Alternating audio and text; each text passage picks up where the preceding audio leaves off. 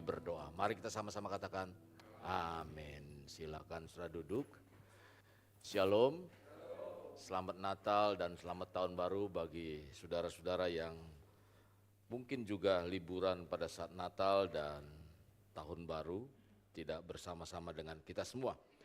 Saudara, di tahun ini sekarang kita mungkin sudah melewati 5 hari ya, tahun 2026 ini. Ke depan saya akan,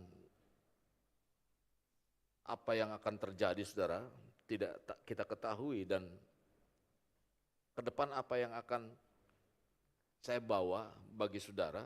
Jadi bagi yang ada dalam Tuhan, tentunya walaupun apapun yang tidak kita ketahui apa yang akan terjadi, tetaplah percaya bahwa semuanya itu ada dalam kontrol Tuhan. Amin. Sepanjang tahun 2026 ini saya ingin mengajak saudara, jadi sepanjang 2026 ini saya ingin mengajak saudara semuanya bukan hanya sekedar menjadi pengikut Kristus, tetapi saya ingin mengajak saudara, ingin membawa saudara untuk menjadi murid yang memiliki hikmat. Jadi sepanjang tahun ini saya ingin mengajak saudara untuk menjadi murid yang memiliki hikmat. Ajakan ini agar kita mengiring Tuhan tetap bertumbuh dan berbuah di tengah kemustahilan. Mungkin tahun ini banyak hal-hal yang di tahun yang lalu, aduh saya sudah bergumul sekian lama. Saya sudah bergumul, saya sudah berdoa, tetapi hasilnya masih belum terlihat. Sesuatu yang mustahil barangkali kita melalui tahun ini.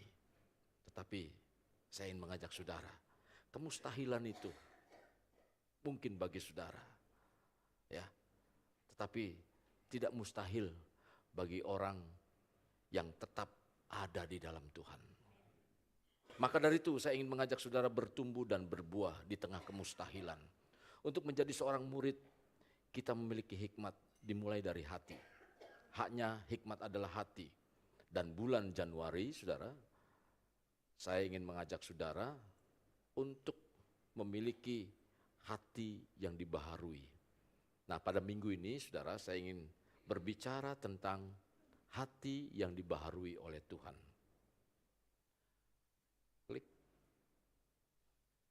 Sudah ada. Oke. Hati yang dibaharui oleh Allah.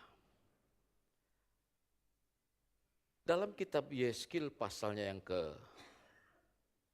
36 ayat 26 sampai 27. Saya nggak bisa kontrol di depannya ya, jadi ini depannya emang mati ya, depan monitor saya ini.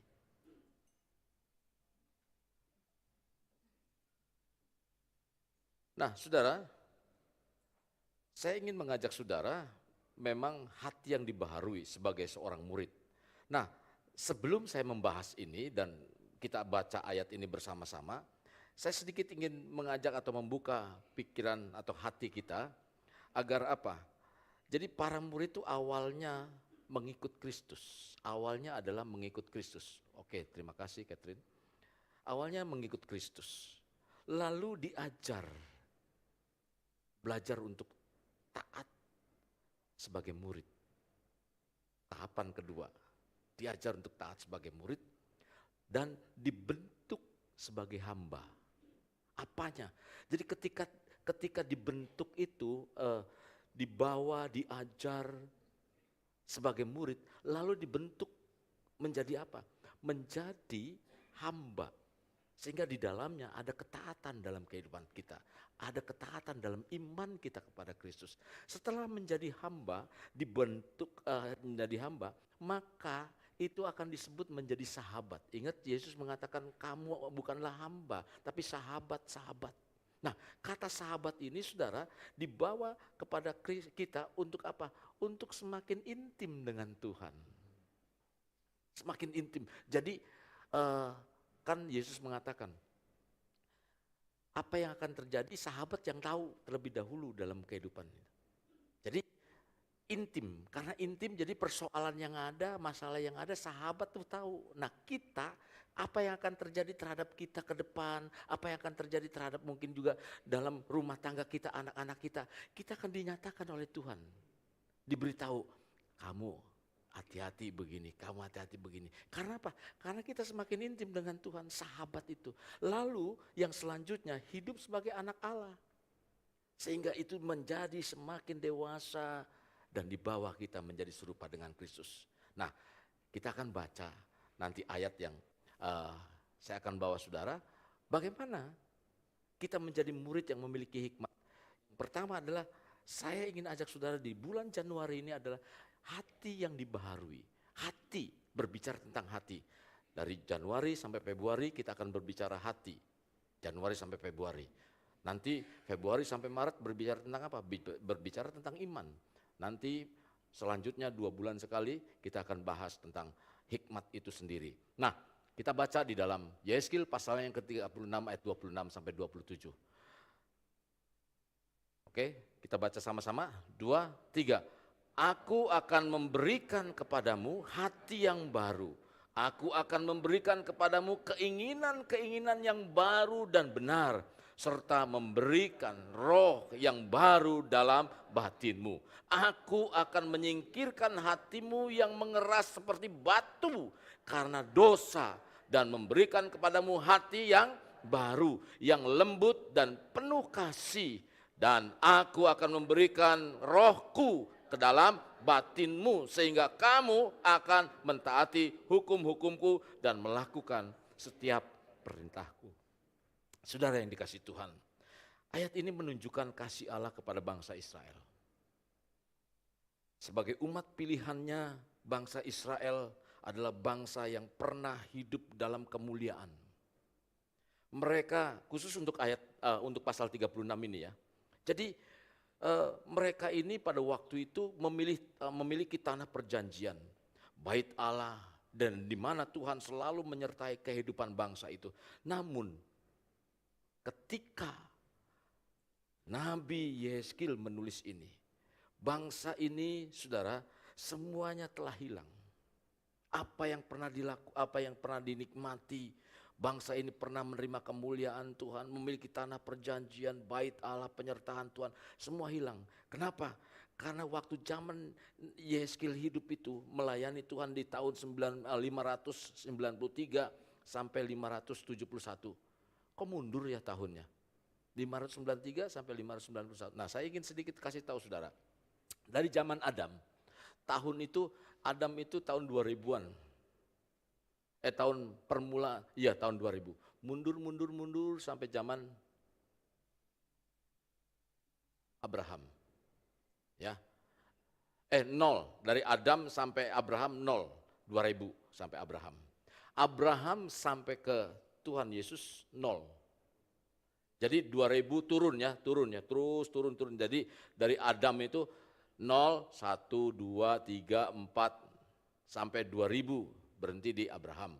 Abraham sampai Tuhan Yesus 0. Tuhan Yesus sampai sekarang.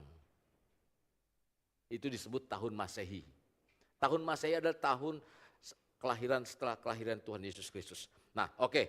Jadi pada masa Yeskil pada waktu itu Yerusalem telah dihancurkan pada tahun 586 sebelum Masehi. Jadi bait Allah hancur dan dibakar. Sebagian besar umat Israel kehilangan tanahnya. Identitas nasionalnya hilang karena apa? Dibawa, diangkut ke Babel, ditawan di Babel. Jadi apa? Jadi budak di sana. Identitasnya hilang. Yang tadinya adalah anak raja hilang. Nah, saya ingin menjelaskan dulu ya kondisi ayat ini sebelum kondisinya nih. Lalu Tuhan menyampaikan ayat 26-27. Nah, saudara, jadi mereka tercerai-berai antara bangsa-bangsa. Kalau saudara baca di dalam ayat 19, tanah perjanjian menjadi sunyi, rusak. Israel menjadi olok-olokan, ejekan bangsa lain. Dia berkata, inilah akibat orang yang tidak taat kepada apa? Kepada Allah. Kondisi bangsa ini seperti merasa putus asa. Dia tidak ada masa depan karena merasakan semua hilang.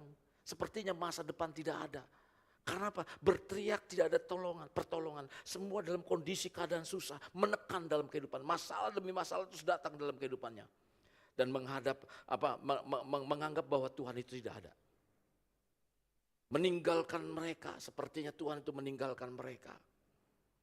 Nah, Israel hidup dalam kenajisan rohani. Mereka mencemarkan tanah dan penyembahan berhala mereka lakukan. Karena menganggap bahwa Tuhan gak ada. Jadi dia berusaha untuk mencari pertolongan yang instan. Yang kelihatannya, saudara, ini begini, saya sudah berdoa, saya sudah begini-begini. Gak ada pertolongan, sepertinya tidak ada pertolongan. Dia lari dari Tuhan.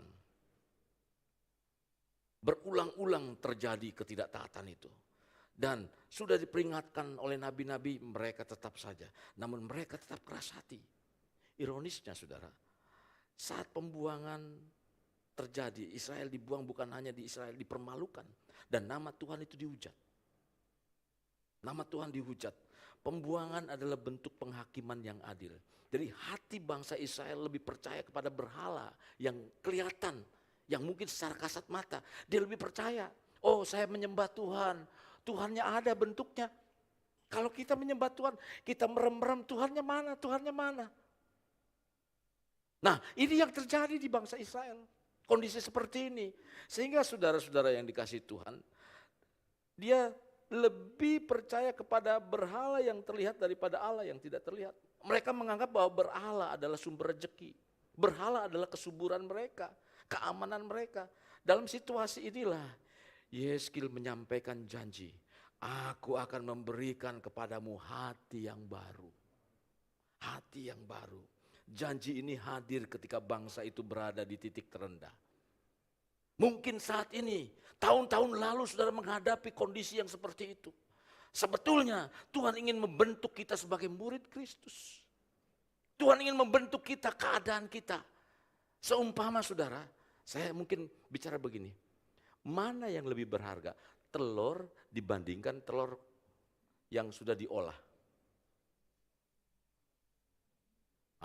Contoh, saya suka ada seorang anak Tuhan yang di sini suka makan itu loh saudara, dimsum yang telurnya dikocok, terus diangetin sama ditaruh di mungkin panci kecil ya, dikasih sedikit kecap di atasnya, telur telur steam ya, steam telur. Nah, telurnya itu dikocok. Mana yang lebih mahal? Coba telur doangan begitu. Rasanya enakan mana? Makan telur aja dipisah, telur yang putihnya dimakan sama yang merahnya nggak dikasih apa-apa, enak nggak? Enak. Tapi kalau diolah, saudara, diproses, itu enak. Untuk diproses seperti itu perlu. Kalau seandainya telur itu bisa berbicara, dia bisa berkata, dia bisa nangis saudara. Dikocok, diputer terus. Sudah dikocok, diputer, enggak berhenti sampai situ. Dia apa lagi? Di steam. Hasilnya membuat orang akan merasakan ini lebih enak. Saudara, terkadang ketika kita diproses, kita enggak terasa, rasanya sakit. Kita diproses, rasanya kita ingin keluar. Tuhan, kenapa begini? Coba saudara dulu waktu susah. Pernah saudara berteriak, kenapa hidup saya begini? Tapi ketika saudara percaya kepada Tuhan, saudara jalani itu, saudara lakukan itu, saudara merasa sekarang baru tahu rasanya sekarang. Terima kasih Tuhan. Dulu kalau saya enggak mengalami itu, saudara enggak akan mengalami yang sekarang. Itu namanya proses. Itu namanya dibentuk. Tapi seringkali ketika kita dibentuk saudara, kita mau keluar dari itu. Nah, bangsa Israel dalam kondisi seperti itu. Orang tua mengajarkan saudara supaya saudara nanti ke depan seperti ini. Saya dulu saudara, saya cuma hanya kepingin apa? Saya kepingin cuma hanya lulus sekolah, sudahlah, SMA sudah. Enggak mau ngapa-ngapain. Dulu diperintahin orang tua sekolah. Enggak tahu ngertinya sekolah itu gimana. Orang tua cuma hanya bisanya nyuruh doang. Orang tua cuma bisanya nasihatin doang. Tidak ada orang tua yang ingin menyelakakan anaknya. Tidak ada bapak yang ingin menyelakakan saudara sebagai anak-anaknya. Tidak ada. Dan saudara, situasi inilah yang dialami oleh bangsa Israel. Janji hadir ketika bangsa itu berkata dalam titik terendah, dalam keadaan titik terendah. Mereka sudah tidak dapat lagi membedakan mana yang kudus dan najis. Di bait Allah sendiri yang seharusnya menjadi pusat penyembahan Allah. Tetapi terdapat patung-patung berhala. Oh, kita mah enggak ada. Di bait Allah ini, saudara, yang seharusnya kita beribadah. Kita sibuk dengan apa? berhala kita, temen chat, bahkan kadang-kadang sudah lagi iseng pendetanya khotbahnya mana, dia main game. Ada nggak di sini? Nggak ada, nggak ada yang tahu masalahnya. Saudara, berhala. Bahkan para imam yang seharusnya menjadi kekudusan di bait Allah ikut terlibat dalam ritual itu. Saudara-saudara yang dikasihi Tuhan, secara lahiriah mereka beribadah. Mereka masih membawakan kurban, melakukan sabat, melakukan perayaan keagamaan. Mungkin kita masih rasanya anteng-anteng saja ibadah. Kita masih melakukan ibadat apa? Perayaan-perayaan Natal, perayaan Paskah dan lain sebagainya. Tapi kita nggak pernah berubah dalam hidup kita. Ketika Tuhan bentuk kita, kita lari. Saudara, inilah Tuhan waktunya membentuk kita menjadi murid. Untuk bukan lagi mengenal lagi, kita lebih dalam lagi saudara. Jadi Tuhan sendiri berkata, bangsa ini datang kepadaku dengan bibirnya. Apakah kita datang kepada Tuhan hanya dengan bibir, memuji Tuhan hanya dengan bibir saja, tapi kelakuan kita masih tetap sama, bobrok, pikiran kita masih tetap sama, pikiran yang najis, hal-hal yang tidak berkenan. Bagaimana Tuhan akan berkarya di dalam kehidupan kita tahun 2026? Saya ingin mengajak saudara, Tuhan berkarya dalam kehidupanmu, dalam kehidupanku, dalam kehidupan kita semua sebagai anak-anaknya. Saudara-saudara yang dikasihi Tuhan, hanya dengan bibirnya saja. Yesaya pasal 29 ayat 13 mengatakan seperti itu. Alkitab juga meneguhkan dalam hal ini, 1 Korintus 10 ayat 11 mengatakan, semua ini telah menimpa mereka. Kalau saudara baca dalam 1 Korintus 10 ayat 11. Semua ini telah menimpa mereka sebagai contoh dan dituliskan untuk menjadi peringatan bagi kita yang hidup pada waktu di zaman akhir telah tiba. Jadi saudara, keadaan bangsa Israel sebagai contoh. Sesungguhnya saudara, Allah berkehendak agar kita menjadi Israel rohani di mana ibadah jalan terus tetapi hatinya mati. Kita tidak inginkan, Allah tidak menginginkan seperti itu. Itulah sebabnya saya ingin mengajak kita semua menjadi murid yang memiliki hikmat dengan hati yang dibaharui oleh Allah. Ini bukti kasih Allah dalam kehidupan. Bukan hanya terjadi terhadap bangsa Israel, tapi dalam kehidupan kita. Sekalipun bangsa Israel meninggalkan Allah, mungkin kita telah mengecewakan Tuhan dalam kehidupan kita di tahun-tahun yang lalu. Tahun ini saudara, Allah ingin memanggil kita. Biarlah kita mau dibentuk menjadi murid Kristus. Tuhan akan memberikan kepadamu hati yang baru. Dia akan memberikan kepadamu keinginan-keinginan yang baru dan benar. Bukan hanya soal baru dan baru saja, tapi benar. Serta memberikan roh yang baru dalam batinmu, dalam hati kita. Firman Tuhan katakan apa? Ingat dalam 1 Korintus 3 ayat 16. Tidak tahukah kamu bahwa kamu adalah bait Allah, di mana roh Allah tinggal di dalam kehidupanmu. Jadi roh Tuhan tinggal dalam kehidupan kita. Mengingatkan kita, tapi seringkali kita tidak mau tahu. Karena apa? Karena keinginan kita lebih besar dibandingkan dengan keinginan Tuhan.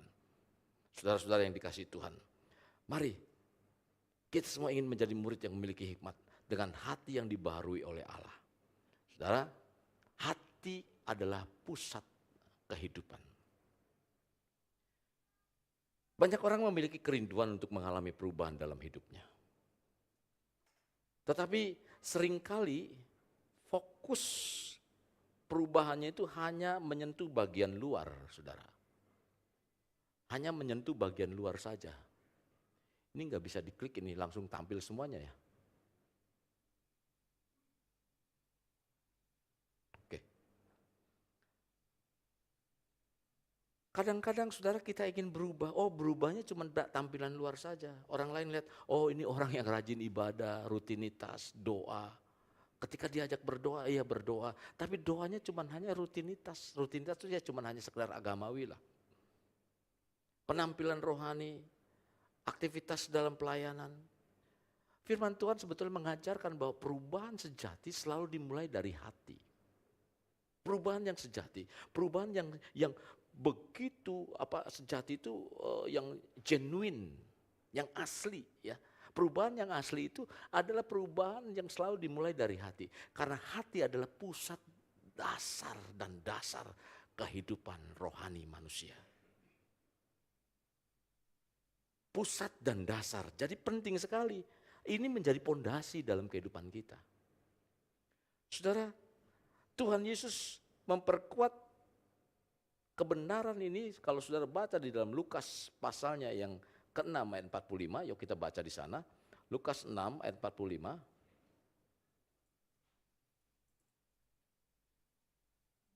Hari ini saya agak sedikit tidak terburu-buru lagi. Mungkin saudara agak sedikit santai karena memang anak sekolah minggu katanya liburnya panjang. Mereka kelelahan ngajar anak-anak.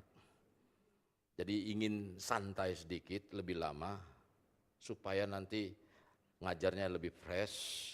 Asal jangan anaknya sudah hilang dulu panasnya. Jadi orang yang baik mengeluarkan apa? Barang yang baik dari perbendaharaan hatinya yang baik. Dan orang yang jahat mengeluarkan barang yang jahat dari perbendaharaannya yang jahat. Karena yang diucapkan mulutnya meluap dari. Kalau ngomongnya pedes, wah enggak, saya mah cuman hanya ngomong doang, hatinya mah enggak baik, hatinya mah. Bertentangan enggak dengan firman Tuhan? Jadi orang tuh katanya hati itu jendela apa? Jiwa. Mulut itu penyalur hati. Coba kalau hatinya lagi kesel, datang suami, ya sudah kesel sama suami, wah masak juga kayaknya kesel aja bawaannya. Apalagi dia udah, wah mah lapar nih begini, bunyi yang nggak bunyi aja dibunyi-bunyiin, kontreng, tek tek tek tek tek, kayak orang jualan mie tek tek. Padahal nggak seharusnya dikotek-kotek begitu. Karena apa? Kesel. Bukti ngucapinnya, lu makan aja dulu yang ada. Nah, tekanannya beda saudara. Tapi kalau hatinya lagi enak begitu, oh lapar ya, makan aja dulu yang ada. Beda. Kalau hatinya lagi kesel, makan aja dulu yang ada. Sama enggak? Kalimatnya sama enggak? Sama. Tapi intonasinya beda. Saya juga lagi begitu. Ya, itu hati saudara. Jadi saudara, bahwa apa yang keluar dari seseorang adalah cerminan dari apa yang tersimpan dalam hatinya. Itulah sebabnya saudara, Allah tidak hanya memperbaiki perilaku. Allah bukan hanya memperbaiki perilaku kita. Tapi kalau misalnya hatinya nggak diperbaiki, perilaku itu nggak bisa berubah.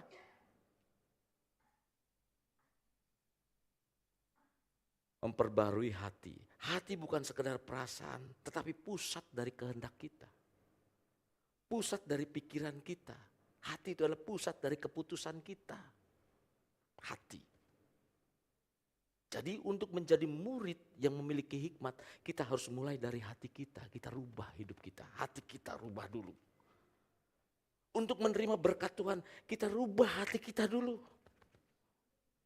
Untuk menerima perkara-perkara yang ajaib yang Tuhan sediakan di dalam firman-Nya, rubah hati kita dulu. Hati bukan sekedar perasaan, bukan sekedar pusat kehendak, bukan sekedar pusat pikiran, bukan sekedar pusat putusan. Sebab firman Tuhan menyatakan bahwa seluruh arah kehidupan itu bersumber dari hati. Hati menentukan cara kita berpikir. Pikiran itu dimulai dari hati. Contoh begini saudara. Ketika hatinya nggak pas tadi, pikiran juga akan nggak pas. Hatinya percaya kepada Kristus, apa yang terjadi Tuhan selalu tolong. Maka selalu berpikir positif bahwa Tuhan selalu tolong dalam kehidupannya. Saya pernah berkata kepada istri saya ketika saya menerima ada satu ilustrasi yang diberikan begini dari pikiran. Ada sebuah universitas ternama di Amerika tapi nggak disebutkan universitas mana. 12 orang dites. Dites apa? Suruh melakukan begini, mulai dari pikirannya, diikuti dengan perasaan hatinya. Dites, suruh untuk sehat, dia bilang, coba kamu bayangkan tiap hari, kamu angkat barbel mulai dari 5 kilo, tiap hari kamu angkat, pikirkan terus tiap hari. Tapi kamu pikirin begitu, di pikiran kamu. Terus kamu lakukan sampai saudara bayangkan itu. Saudara ketika saudara mikirin, saudara sambil membayangkan saudara ngangkat itu beban yang 5 kilo, bukan hanya sekedar angkat begini. Angkat begini, terus turunkan, terus begitu, terus begitu. Dipikirkan. Selama 3 bulan dicek di dokter, saudara ternyata sehat. Dan dicek juga uratnya ternyata bertumbuh. Jadi ototnya itu bertumbuh sekitar 5%. Itu baru ngebayangin saudara, baru ngebayangin ya, yang setelah diikuti dari hati. Coba kita bayangin tiap hari keadaan masalah kita, aduh celaka, mati saya, apa enggak mati? Bangkrut saya, hancur saya, apa enggak hancur? Hancur saudara, hancur sehancur-hancurnya. Karena hati saudara enggak melekat. Hati saudara bimbang, lalu pikiran, terus dari hati ke pikiran, terus dari hati ke pikiran, apa yang akan lakukan? Dengan tindakannya begitu. Masa depan saya enggak ada, masa depan saya hancur, masa depan ini sudah akan terjadi seperti itu. Maka saudara-saudara yang dikasihi Tuhan, hati menentukan cara berpikir, menentukan sikap, menentukan pilihan, dan menentukan arah hidup rohani kita. Jadi jika hati kita sebagai dasar bangunan itu rapuh, seluruh bangunan akan runtuh.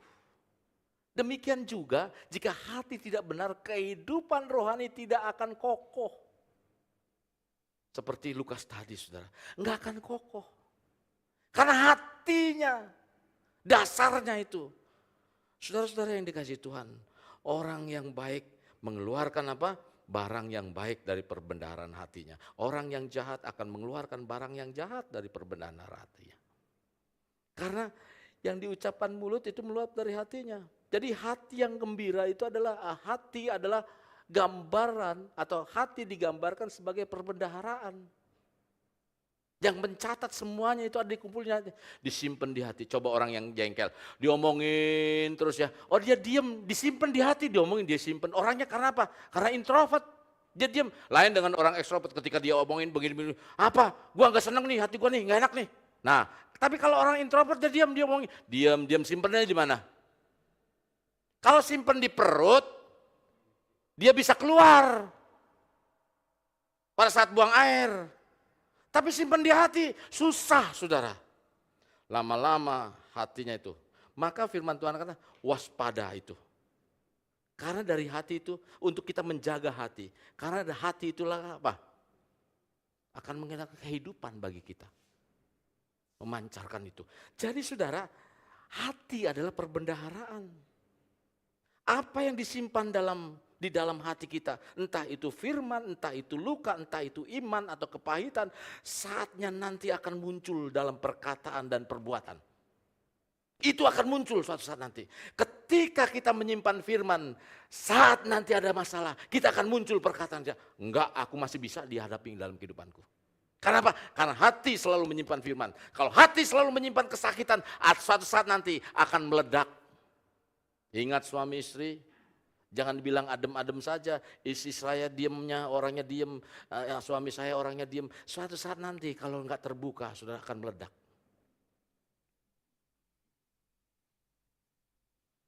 Mamah barangkali atau orang tua barangkali juga seperti itu. Ya, mungkin juga anak, dia diem orangnya. Nah, jangan diem, jangan nyimpan kepahitan. Jangan nyimpan kepahitan dalam kehidupan kita. Itu proses dalam hidup itu. Supaya apa? Supaya menjadi lebih dewasa, lebih baik dan seterusnya. Jadi oleh sebab itu Allah tidak hanya memperhatikan apa yang dilakukan. Alkitab dengan jelas menegaskan agar kita, saudara, agar kita menjaga hati. Karena hati adalah pusat dari keputusan kita. Pusat kehendak kita, pusat motivasi kita. Juga pusat arah hidup. Maka saudara, apa yang menguasai hati, itulah yang menguasai hidup. Kalau hatinya dikuasai duit, maka duit memenuhi pikiran saudara, memenuhi tindakan saudara. Karena itu saudara, menghancurkan hati berarti menghancurkan seluruh kehidupan seseorang. Jadi kalau mau orang itu akan hancur, gampang sekali. Udah ngomongin aja yang jelek, mati lu nggak akan bisa apa-apa lu. Terus hantem terus, nggak bisa maju lu, nggak bisa ini lu, percuma lu ikut ke gereja juga lu begini. Apa yang dituduhkan oleh setan selalu menuduhkan itu dalam kehidupan kita. Sehingga kita berkembang. Saya dulu diintimidasi, aduh lu mau gini, lu mau begini susah. Kenapa? Lu anak Tuhan, lu akan saudara saya lagi, semestinya saya bahagia dalam pernikahan saya nggak bisa bahagia, karena apa? Saya diintimidasi, kalau orang tua lu tahu, lu pendeta, lu nanti gini, lu nanti begini, ini ada dalam pikiran saya. Terus saya lakukan, oh iya ya, bagaimana ya? Nah terus dihantui itu. Tapi setelah tahu orang tua saya sependeta, dia nggak apa-apa tuh. Kan kurang ajar nggak? Kurang ajar. Khawatir, penuh dengan perasaan takut dan lain sebagainya. Sudah terjadi belum? Belum. Itu kekhawatiran belum terjadi. Iman sudah terjadi? Belum.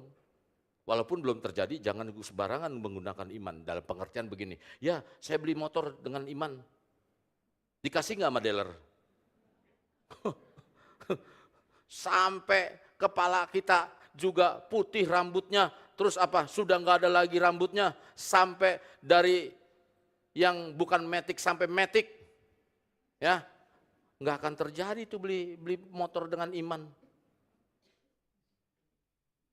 Pak David punya dealer motor. Pak David, saya jemaat Pak David.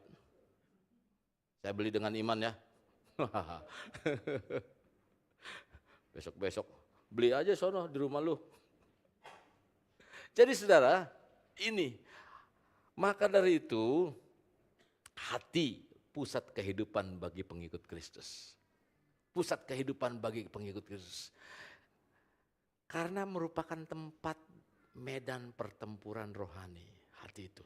Iblis menyerang itu hati, pikiran kita. Hati kita diserang. Campur aduk dengan pikiran.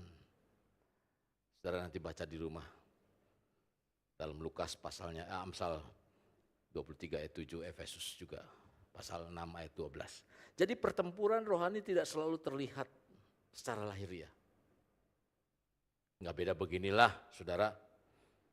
Ketika ada proyek baru, atau ada masalah baru, ada pekerjaan baru, apa yang terjadi? Apa langsung saudara berpikir saudara diterima? Langsung berpikirnya apa? Waduh, gua jangan-jangan nggak diterima nih. Atau ada pikiran yang negatif, selalu berpikir negatif. Betul? Dan itu selalu menyerang dalam kehidupan orang percaya.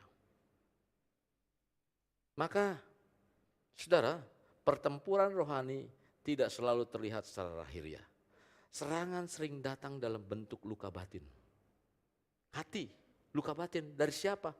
Kalau orang lain yang nggak jauh-jauh, orang yang jauh mah itu nggak mengenal kita, mungkin kita berpikir dia cuma hanya ngomongnya doang barangkali. Tapi orang yang dekat itu yang sering kali melukai hati kita. Orang yang dekat. Entahkah anak, entahkah suami, entahkah orang tua, itu melukai hati kita. Kita ingin mengarahkan anak kita dengan baik. Kita ingin mengarahkan, saudara, mungkin kita ingin mengomong sama orang tua kita ketika orang tua kita tidak pada tempatnya. Lalu apa yang terjadi, saudara? Kita mulai berpikir, orang tua saya ngomongin nggak enak nih begini-begini, simpen. Anak sekarang, apa istilahnya kalau kepahitan? Kalau anak Gen Z apa namanya? Kalau rasa luka itu, nggak tahu pahit itu, wah nggak mau ngomong. Jangan-jangan semuanya begitu kali. Saudara, ini luka, maka hal-hal yang mengarah kepada sehingga apa? Mengikuti kebohongan, mengikuti kepahitan, menghentikan pertumbuhan rohani. Udahlah kalau begitu, saya nggak mau lagi. Padahal itu lagi diproses, saudara. Diproses, dibentuk supaya kita menjadi orang yang berkualitas. Bukan menjadi generasi, saya juga nggak tahu ada istilah anak-anak sekarang itu. Generasi apalah, generasi stroberi lah. Kenapa generasi stroberi? Mestinya sih generasi cilok lah gitu ya. Generasi cilok biar lembek, kalau ditekan bembal lagi maksud saya. Jangan ditekan dulu, lembek luka. Nah itu stroberi, tekan luka. Kalau mendingan apa? Cilok lah, biar cilok kan banyak di jalanan. Generasi cilok ditekan membal lagi begitu. Biar lembek tapi membal, dia terus bisa bercahaya, bisa mental. Wah ini mah gak mau dikasih generasi cilok murahan barangkali. Jadi saudara, musuh tidak selalu menghancurkan kita dengan dosa.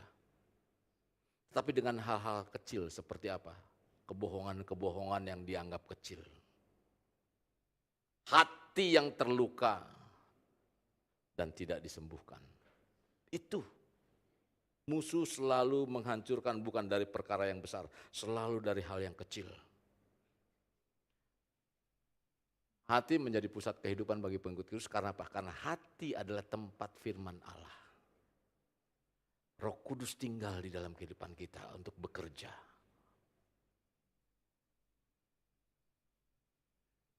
Coba kita buka di dalam Roma 10 ayat 10.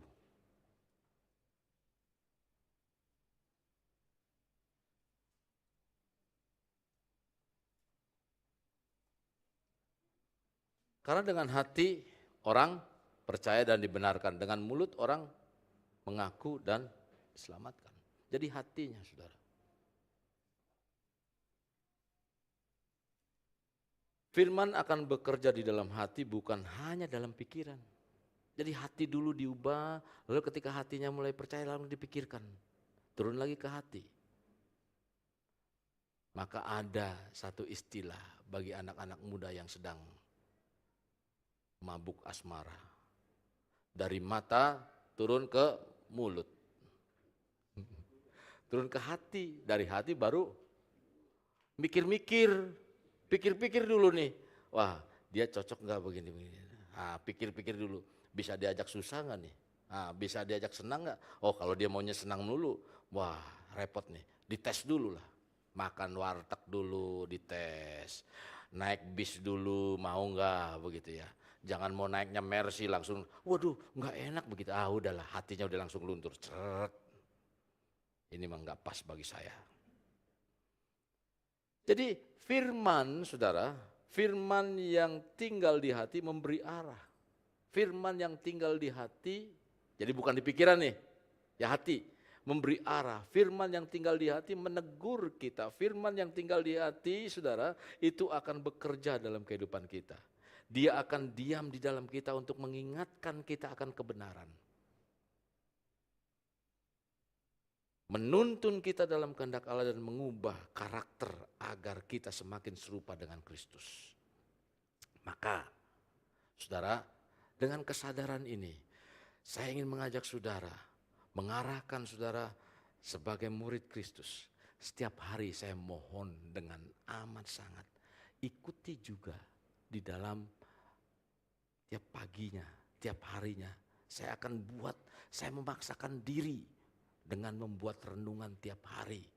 Nanti ada introspeksi diri untuk itu apa yang kira-kira Tuhan untuk bisa mengubah kehidupan kita. Saya akan buat itu setiap hari.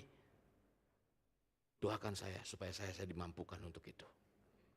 Karena itu hati, saudara, hati yang terbuka lembut akan dilembutkan, akan dimungkinkan firman Tuhan bertumbuh dalam kehidupan kita.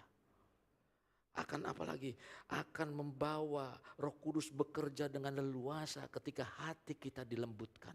Ketika kita menerima firman Tuhan dari hati kita, kita akan dibawa, diajak Roh Kudus bekerja dalam kehidupan kita. Sebaliknya hati yang keras akan tertutup dan menghambat pekerjaan Allah dalam kehidupan kita. Maka Tuhan katakan tadi, aku akan memberikan kepadamu hati yang baru. Nanti kita mengakhiri kita Pak dalam ibadah kita dengan perjamuan kudus. Tuhan, berikan aku hati yang baru. Berikan aku hati yang baru Tuhan. Hati adalah tempat firman Allah diterima. Iman bertumbuh, roh Allah akan diam di dalam kehidupan kita. Jika hati kita keras, maka hati kita akan dikotori. Firman tidak akan bertumbuh dan Roh Kudus akan dipadamkan. Saudara-saudara yang dikasihi Tuhan, ciri-ciri orang yang hatinya perlu dibaharui. Nah, ngecek nih. Ya. Aktif di gereja namun gak mau berubah. Ya sudah dari sononya saya begitu. Ada gak? Oh gak ada, contreng gak ada. Tahu firman tetapi tidak praktek. Ada gak? Sedikit om. Nah, tulis tengah barangkali dalam hati saudara. Sulit mengampuni, ada enggak? Ya, narik napas dalam-dalam berarti mulai ada. Berdoa tetapi tidak benar-benar membuka hati untuk Tuhan. nyerahin doangan, tapi masih dipegangin. Tuhan, nih saya beban saya Tuhan. Tapi setelah udah berdoa rasanya plong. Bisa nggak ya? Mungkin nggak ya? Saya sih diambil lagi tuh, diambil lagi. Udah diserahin begini. Aduh, diambil lagi. Kayaknya nggak itu deh. Masih mikirin lagi dengan pikirannya. Nah itu yang doa itulah. Tahu benar yang benar, tapi lebih memilih yang nyaman, zona yang nyaman. Ah, kayaknya saya masih.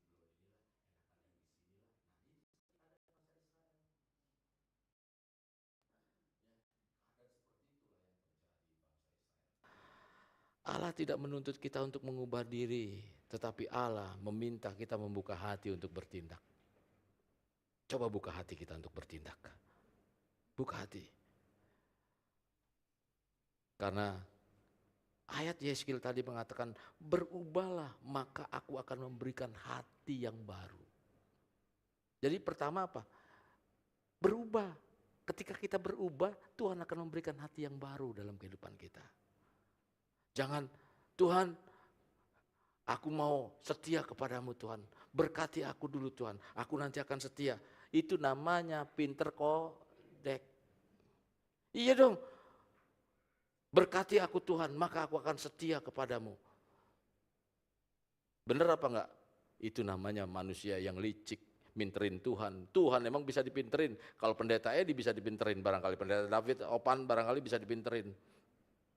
Tapi Tuhan enggak bisa, saudara. Nah, selanjutnya, mengapa hati kita diubah, dibaharui oleh Tuhan? Karena hati manusia telah rusak oleh dosa. Hati manusia telah rusak oleh dosa.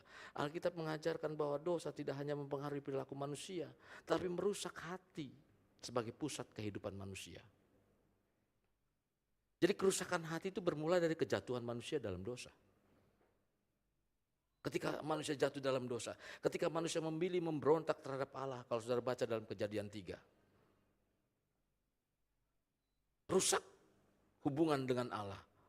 Roma 5 ayat 12 mengatakan, sebab itu sama seperti dosa telah masuk ke dalam dunia oleh satu orang, dan oleh dosa itu juga maut. Demikian maut telah menjalar ke semua orang karena semua orang telah berbuat dosa. Saudara, sejak saat itu hati manusia tidak lagi secara alami mengarah kepada kebenaran. Sejak kejatuhan dalam dosa, selalu berpikirnya yang negatif. Dosa membuat hati menjadi licik, suka menipu diri sendiri. Masa iya om? Coba yuk kita baca dalam Yeremia 17 ayat 9. Yeremia 17 ayat 9. Betapa liciknya hati, lebih licik dari segala sesuatu. Hatinya sudah membatu. Nah tadi seperti bangsa Israel, hatinya keras seperti batu. Hatinya sudah membatu. Siapa yang dapat mengetahuinya? Maka perlu, ketika dosa membawa saudara keras, perlu hati saudara diubah. Ubah. Tinggalkan dosa itu. Dosa membuat seseorang itu mengeraskan hati. Sehingga manusia tidak lagi peka terhadap suara Allah. Hati yang keras menolak kebenaran, sulit bertobat, dan cenderung membenarkan diri sendiri. Kalau sudah keras, sudah cenderung membenarkan diri sendiri. Yuk kita baca dalam Ibrani 3 ayat 12-13. Ibrani 3 ayat 12-13.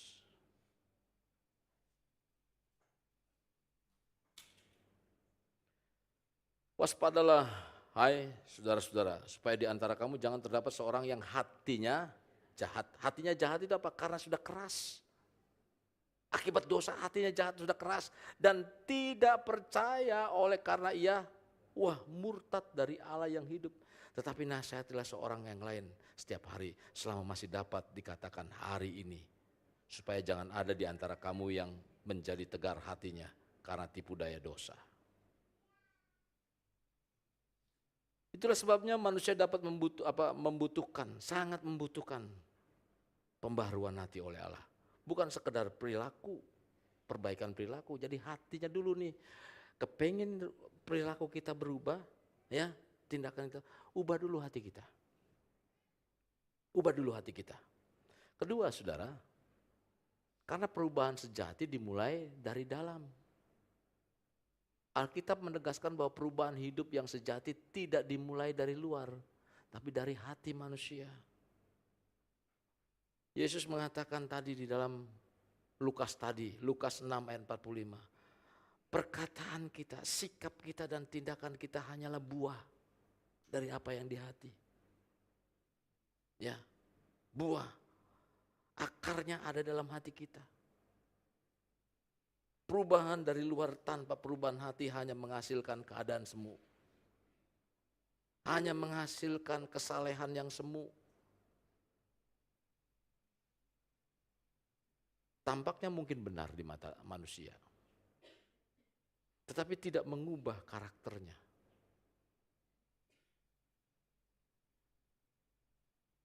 Di gereja kelihatannya baik. Tapi dalamnya rusak. Di gereja kelihatannya mesra dengan istri.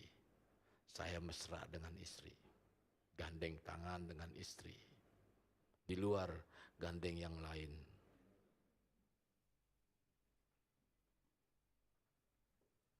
Ada gak di gereja? Enggak ada di gereja mah enggak ada. Nanti ketahuan. Tapi di luar gereja. Di gereja ngomongnya saleh-saleh. Di luar gereja ngomongnya sol aleh. Ya, karena Tuhan tidak hanya memperbaiki apa yang kita lakukan, melainkan memperbaharui siapa kita di dalamnya. Nih yang dirubah di dalamnya. Ketika hati dibaharui, pikiran dibaharui.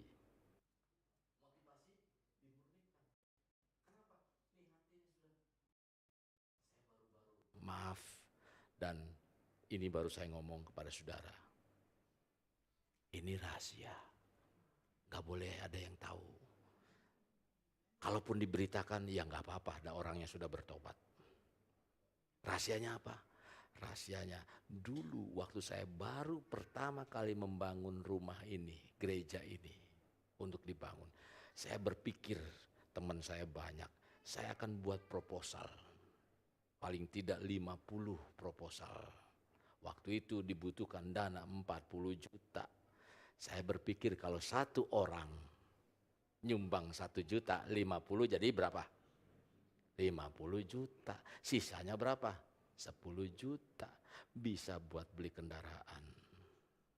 Saya sebarlah itu baru 11 kalau tidak salah. 11 proposal. Lalu ada yang ngomong, ngapain tuh pakai minta sumbangan-sumbangan? Kayak pengemis aja. Langsung saya tarik lagi saudara. Dari apa kenapa itu gak berhasil? Karena motivasi saya salah. Rumah gak terbangun. Ketika saya rubah, saya minta ampun di hadapan Tuhan. Ternyata gak pakai dana, minta proposal, ya buktinya terbangun tempat ini. Kenapa? Hati. Gak boleh cerita ya, tapi saya sudah bertobat, ceritain aja deh. Hati saudara, motivasinya itu. Jadi motivasi tidak murni, motivasi itulah yang dimurnikan kalau hatinya dibaharui. Kehendak diarahkan kembali kepada kehendak Tuhan. Dari hati yang baru inilah lahir ketaatan yang tulus, kasih yang murni, hidup yang berubah. Hatinya, saudara biar gimana pun, capek gimana pun, ketika saudara pekerjaan untuk Tuhan, saudara akan tetap, sekalipun mungkin capek, dia akan lakukan, dia akan kerjakan saudara.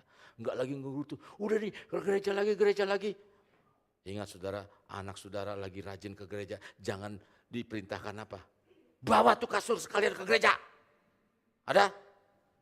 Gereja melulu, pulang pagi, pulang malam. Ntar giliran anaknya ke gereja melulu, ya udah nggak usah ke gereja. Kemana?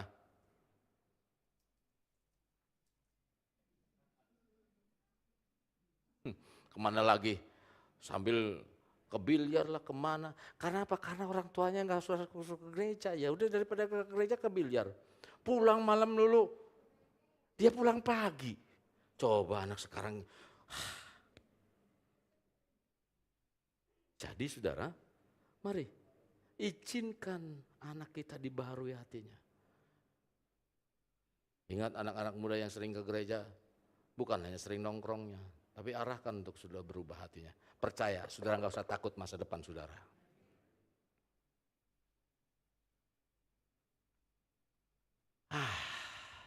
Capek juga ya dengarnya.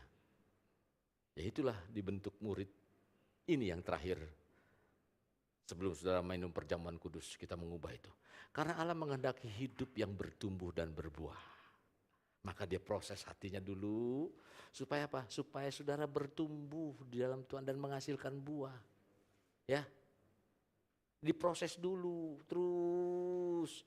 Enggak bedanya saudara lagi tanam, siapa yang sekarang lagi rame-ramenya duri hitam atau apalah, yang bagi nggak suka durian, skip saja. Itu saudara rame-rame, apakah langsung ditanam, langsung jadi buah?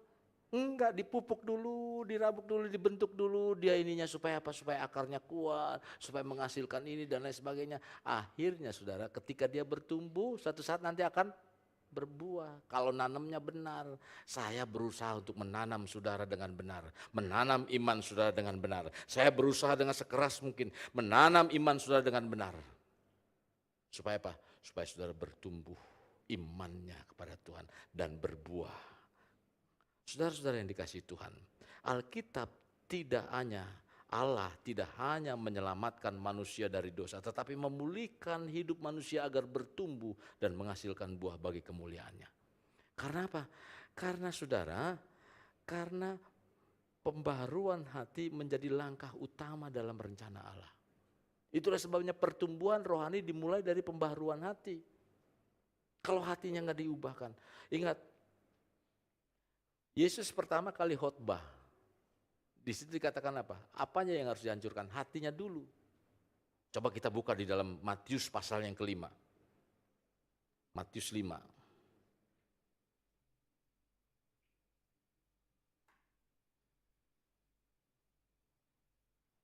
Matius 5, kita mulai dari ayat ketiga.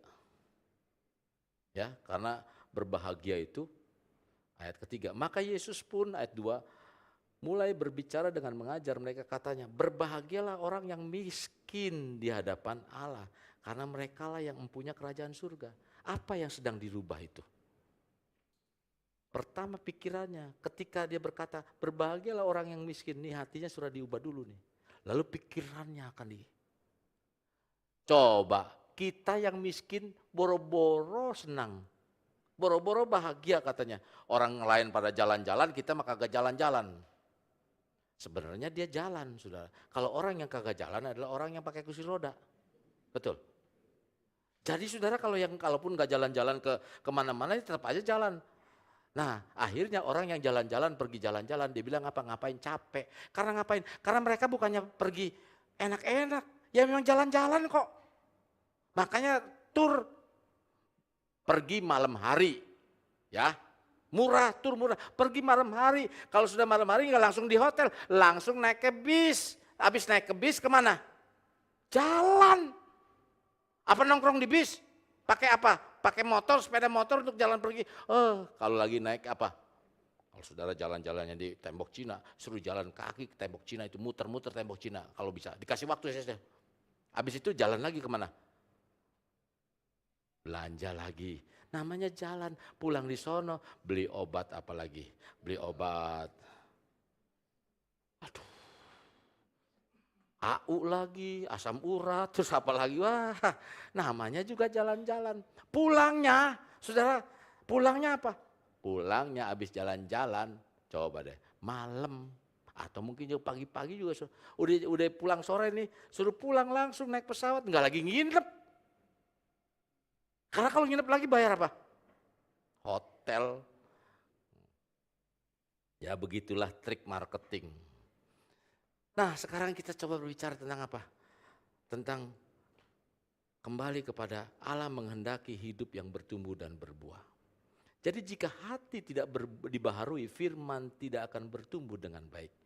Yesus mengajarkan bahwa hati seperti tanah yang baik, mampu menghasilkan buah.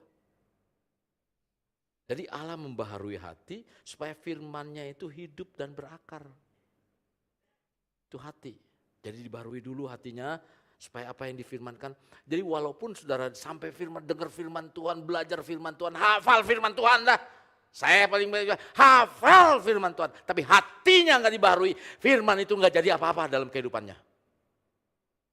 Ngomongnya firman Tuhan, berbahagialah segala macam begini. Tapi kalau hatinya nggak dibaharui, firman itu nggak akan jadi apa-apa. Nggak akan berakar, nggak akan mengubah. Jadi saudara-saudara yang dikasihi Tuhan, maka Yesus sekali lagi berkata pentingnya hati. Yesus menegaskan bahwa hanya mereka yang tinggal di dalam Dia yang dapat berbuah. Hatinya itu melekat kepada Tuhan. Kalau saudara baca di dalam Yohanes 15 ayat 4 dan 5 itu. Sehingga dapat menurut ketetapan Tuhan. Pembaharuan, saudara, pembaharuan hati memulihkan hubungan dengan Kristus. Sehingga hidup kita terus menerima sifat-sifat Tuhan dalam kehidupan kita. Menghasilkan buah. Jadi Allah membaharui hati kita bukan sekedar hati yang berubah.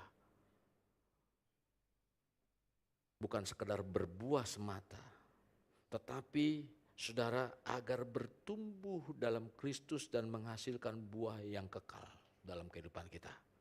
Jadi hati yang dibaharui oleh Allah akan menjadi tanah yang subur untuk bertumbuhnya firman dan kehidupan Allah mengalir dalam kehidupan kita. Mari kita menjadi murid Kristus dengan hati yang dibaharui oleh Allah. Tuhan Yesus memberkati.